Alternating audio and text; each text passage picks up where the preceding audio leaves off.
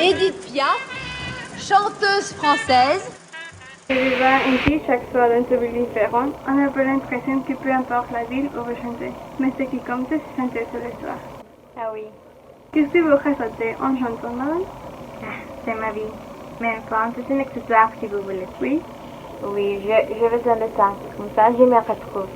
Si vous étiez obligé d'arrêter de chanter, qu'est-ce qui se passerait? Oh, je vais dire un mot très horrible, mais je pense que je me suiciderai. Et quel est votre secret pour écrire des chansons d'amour? Je pense bien aussi l'auteur et le compositeur doit être un amoureux dans la vie. Sinon, on ne peut pas écrire des chansons d'amour. Edith, êtes-vous amoureuse dans la vie? Oui. Piaf, née Edith Giovanna Cassion le 19 décembre 1915, était la première fille de l'acrobat de roue Louis-Alphonse Cassion et de la chanteuse itinérante Annette Meillard. Sa naissance a été romancée à plusieurs reprises en localisant la mère en train d'accoucher sous un lampadaire de la rue Belleville. La scène marquée par l'hypothèse que le père était ivre et absent à la veille de sa naissance. Sa mère n'est pas pu arriver alors à l'hôpital. C'est fait populaire comme partie de sa légende. Des années plus tard, un certificat de naissance a été découvert qu'elle est née à l'hôpital Tenon à Paris. Pendant son enfance, Piaf vivait le refuge de sa grand-mère partenaire, une femme d'origine marocaine, puis avec sa grand-mère partenaire, connue avoir une maison de prostitution en Normandie. Selon ses propres mots, Edith a grandi entourée d'employés de bordel qui ont pris soin d'elle et l'ont élevée en absence de son père, enrôlée pour l'armée française pour combattre pendant la Première Guerre mondiale. Selon ses textes de ses biographies, Edith était cliniquement à bord de 3 à 7 ans, à raison d'une kératite aiguë, une maladie causée par des bactéries qui ont enflammé sa cornée, sa pupille et son iris. La chanteuse a attribué son rétablissement à Sainte Thérèse de Lisieux, à qui sa grand-mère, ses employés et elle ont prié dans le temple de Lisieux, dans le nord de la France. Après un long pèlerinage, cette histoire est une autre des mythes qui honorait sa figure dans la presse française. À l'âge de 14 ans, elle rejoint son père comme un numéro plus de ses numéros acrobatiques, faisant son début sur scène comme chanteuse. La jeune Edith accompagne son père jusqu'en 1933, date à laquelle elle eut une première unique enfant, Marcel, fut de sa relation avec Louis Dupont. L'instabilité émotionnelle et économique de Piaf l'a mené à se séparer de sa fille pour revenir sur le projecteur. Quelques mois plus tard, Piaf aimait à sa fille et demi soir Simon, chez Monsieur Dupont. Après, ils se sont échappés à l'hôtel au clair de lune. Comme sa mère l'avait fait, Edith abandonnait sa fille quand son père la cherchait. La tragédie frappait à la porte en 1935, quand Marcel est mort de méningite.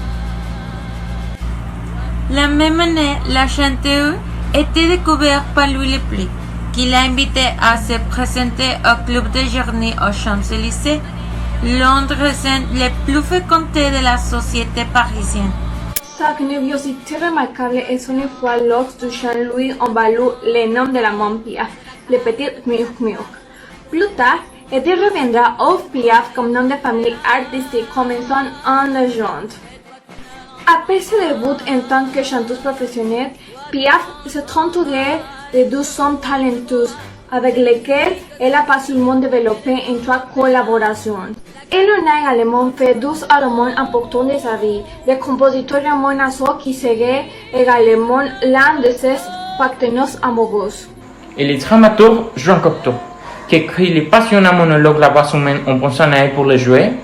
Piaf, se sentit sans protection sur ses anciens musiciens, a rejeté de le jouer. Au fil du temps, le rôle d'une femme qui souffrait de l'indifférence téléphonique de son amant serait pris pour des actrices comme Sophie Berman et Sophie Loren.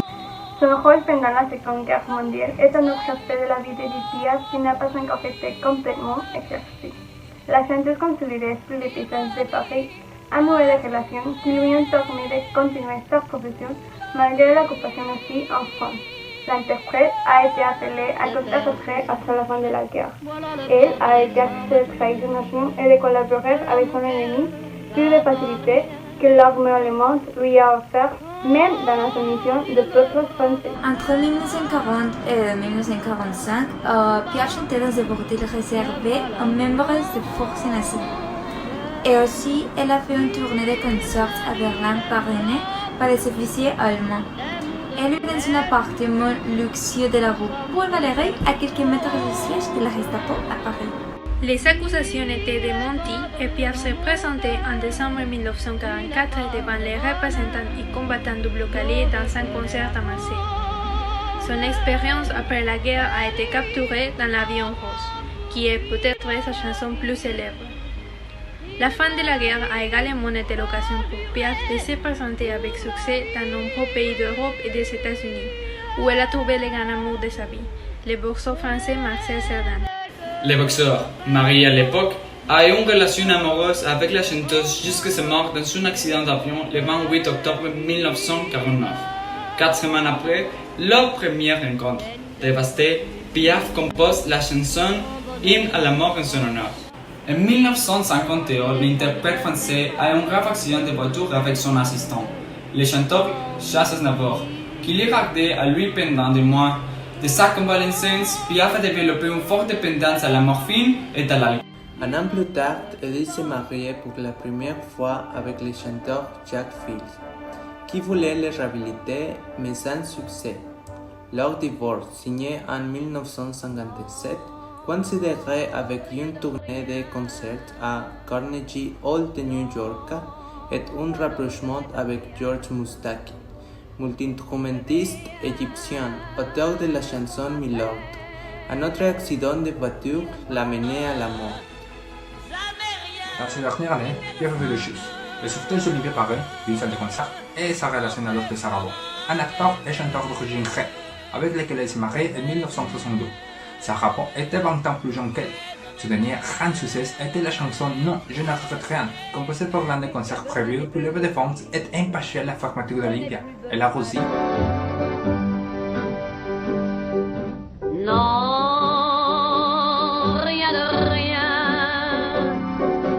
Non, je ne regrette rien. Ni le bien qu'on m'a fait, ni le mal, tout ça m'est bien égal.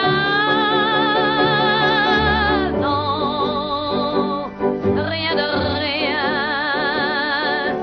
Non, je ne regrette rien. C'est payé,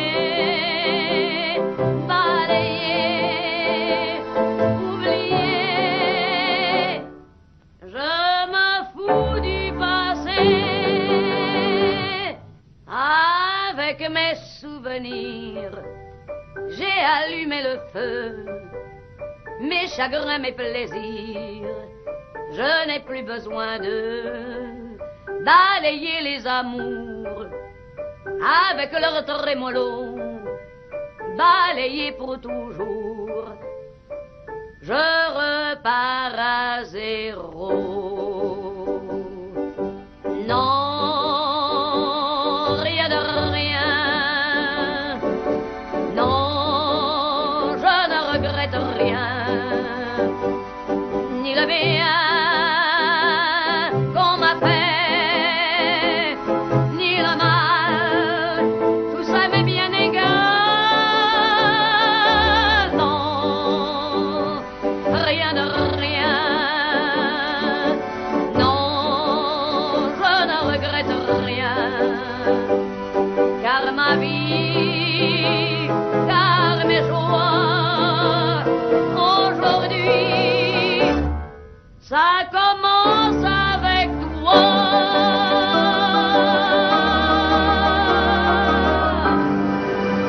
En 1962, Piaf pesait 30 kilos comme conséquence de ses dépendances et d'une série de chirurgies visant à guérir un ulcère de l'estomac et aussi avec un puissant cancer du foie.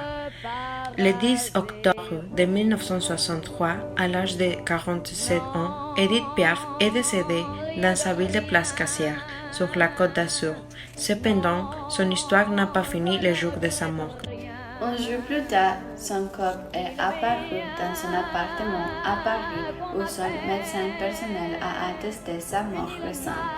On suppose que ça repose sur les ordres de Piaf elle-même a déplacé le corps illégalement afin que ses fans pensent que la chanteuse était décédée dans sa ville natale, bien que ce soit une présomption. Le 11 octobre, les Français apprirent la mort de Piaf qu'ils avaient appelé les moineaux de Paris. Ce qui est vérifiable, l'Église catholique a refusé des funérailles publiques à Edith Piaf parce que c'est son style de vie qui ne correspondait pas au sein de la religion. Mais pendant la procession vers le cimetière, les fans ont bloqué les rues parisiennes.